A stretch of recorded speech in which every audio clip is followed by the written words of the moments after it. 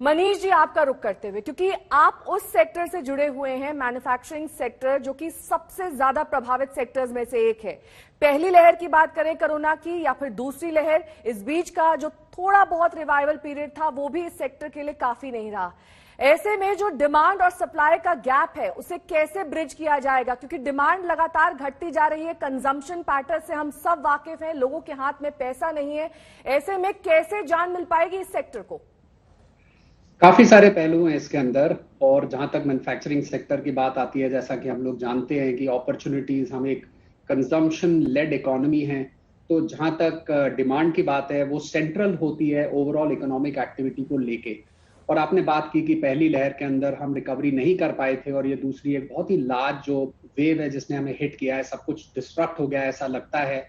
But यहाँ पर मैं एक थोड़ा ऑप्टिमिज्म रिफ्लेक्ट करूंगा, और उसमें दो इंपॉर्टेंट चीजें हैं।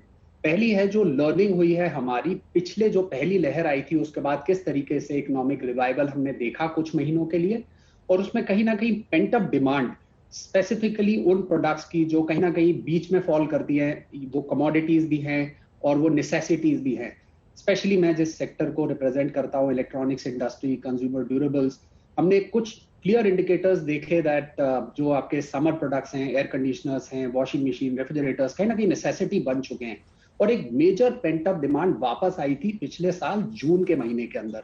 इस बात को नजरअंदाज नहीं किया जा सकता कि एक बड़ा फर्क है पिछली लहर और इस लहर के अंदर, कि लोगों का जो सेंटिमेंट है, जो कॉन्फिडेंस है, वो कहीं ना कहीं हैम्पर हुआ है। और इसलिए देखना बहुत इंपॉर्टेंट होगा कि किस तरीके से जो पेंट अप डिमांड दोबारा क्रिएट हुई है, और हम देख रहे हैं कि वैक्सीनेशन जैसे जैसे बढ़ता जा रहा है, इंडस्ट्री काफी हद तक उसमें कोलैबोरेट कर रही है उस कॉन्फिडेंस को रीबिल्ड करने के लिए।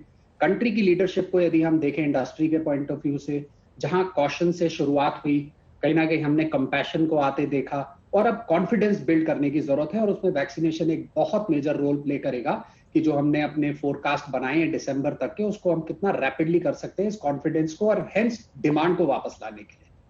दिलीप जी भी हमारे साथ लगातार जुड़े हुए हैं। दिलीप जी, आपसे अक्सर चर्चा होती है अर्थव्यवस्था के विषय में, लेकिन अब तो हम उस मकाम पर आ गए हैं जब धीरे धीरे सब कुछ खुल रहा है। ये कहा जा सकता है कि थोड़ी बहुत जिंदगी पटरी पर लौट रही है। ऐसे में जो नीति आयोग की तरफ से कहा जा रहा है वो ये कि 10.5% तक ग्रोथ जुलाई ऑनवर्ड्स आ सकती है। किस आधार पर यह आंकड़ा आया है और कैसे इसे हम सही माने आने वाले वक्त के लिए?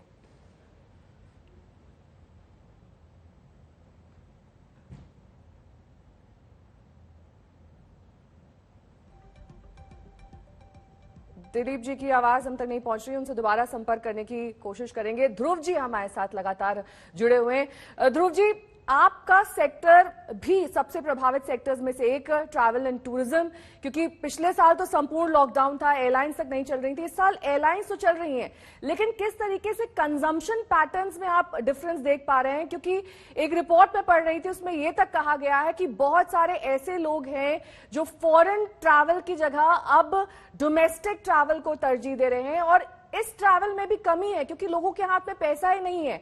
वो सेविंग्स अपनी यूज कर चुके हैं, जो तमाम बीते दिनों में उन्होंने मुश्किलें सही हैं, मेडिकल एक्सपेंसेस सहे हैं, और कुछ लोग ऐसे भी हैं जो अपनी नागरिकता तक बदलना चाहते हैं, वो देश छोड़कर दूसरी जगह सेटल होना चाहते हैं। ऐसी भी कई क्वेरीज आपके पास आती होंगी। जी, आपने बिल्कुल सही कहा। हमारा सेक्टर वो है जो सबसे ज्यादा प्रभावित हुआ है, और नवंबर दिसंबर के दौरान ऐसा लग रहा था कि कम से कम एक लाइट दिख रही थी इस डार्क टनल के आगे। पर सेकेंड वेव के बाद तो एकदम चीजें बंद ही हो गई हैं। आपने एविएशन की बात करी, अगर आप देखें चाहे फ्लाइट्स ऑपरेट कर रही थी, करीबन 70,000 लोग आजकल डेली ट्रैवल कर रहे हैं एयर से। ये नंबर एक दौरान करीबन 4 लाख के करीब हुआ करता था। तो कम से कम 80% ड्रॉप है इंडस्ट्री के अंदर। होटल्स का भी सेम हाल है। तो हर तरफ से यही दिक्कत अभी चल रही है। और इसके अगर आप ऊपर से देखें, हर स्टेट, हर जिले में कोई नई रिस्ट्रिक्शन है ट्रैवल के लिए। कहीं RT-PCR चाहिए, कहीं कोई और टेस्ट चाहिए, कहीं 72 आवर्स चाहिए, कहीं 96 आवर्स चाहिए। हम लोग जो इंडस्ट्री में हैं, हम लोग इन सब का ट्रैक नहीं रख पा रहे कि क्या जरूरतें हैं। तो एक बड़ी जरूरत ये होगी कि अगर इस सेक्टर को वापस आना है, सरकार को अपनी ओपनिंग पॉलिसी थोड़ा स्ट्रीमलाइन करनी पड़ेगी। हमारी वो जरूर एक रिक्वेस्ट है, सरकार से गुजारिश है और ये हमने मंत्री जी से भी बोला था कि कम से कम एक यूनिवर्सल पॉलिसी जो है वो बना दी जाए। अगर जैसे लोगों ने वैक्सीनेशन लगवा ली है, जिन्होंने खासतौर पे 2 वैक्सीनेशन लगवा ली हैं, उनको मूवमेंट की फ्रीडम दी जाए, क्योंकि जब तक लोग नहीं ट्रैवल करेंगे और थोड़ा भय नहीं निकलेगा लोगों के मन से, टूरिज्म को कोई रिवाइवल नहीं होगा। आप गवर्नमेंट की तरफ से जो भी थोड़ा बहुत सपोर्ट प्रोवाइड कर सकते हैं वो बहुत जरूरी है, पर गवर्नमेंट सपोर्ट से ज्यादा जरूरी है कि पर्यटक अल्टीमेटली जाए डेस्टिनेशन में, और पर्यटक तभी जा पाएंगे जब उनके लिए जाना आसान होगा और उनके मन से भय निकल जाएगा। और बाकी रही जो कंजम्पशन की बात, मेरे हिसाब से कंजम्पशन का बहुत बड़ा क्वेश्चन मार्क है सेकेंड वेव के बाद, क्योंकि लोग डर गए हैं।